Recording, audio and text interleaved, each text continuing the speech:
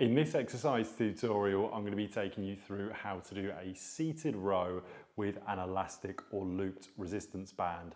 So firstly, all you need here is a chair, something to sit on. I'm using a Swiss ball here, so that's a great way to get a little bit more core and lower back stability in the exercise.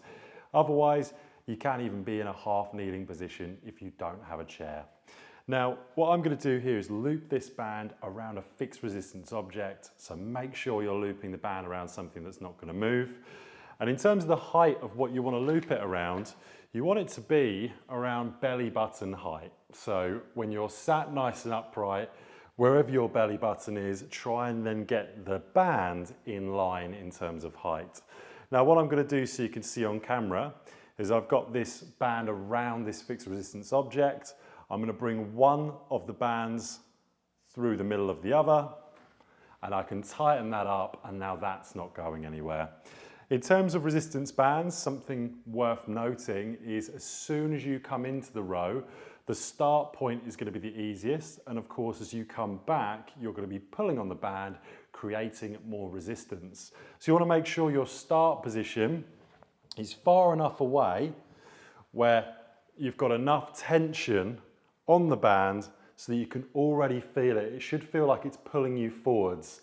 If it's not pulling you forwards, you need to come a little bit further back in terms of your seated position.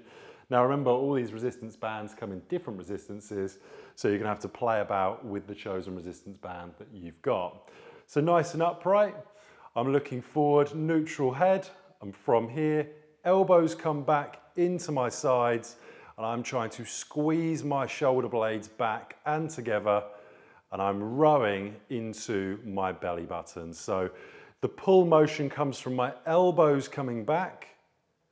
I'm really squeezing my shoulder blades as hard as I can and slowly returning that resistance band back to its start position. One more time. So nice and upright.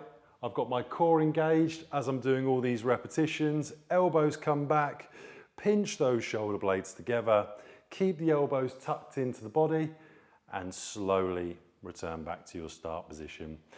Now, if you find that you've got a band, maybe it's not hard enough, again, play about with the start position, because if I bring this ball even further back, of course, then I'm starting with more resistance at the first initial part of the exercise, meaning I'm going to then get more resistance at the end part of the exercise because I'm pulling on that band even further.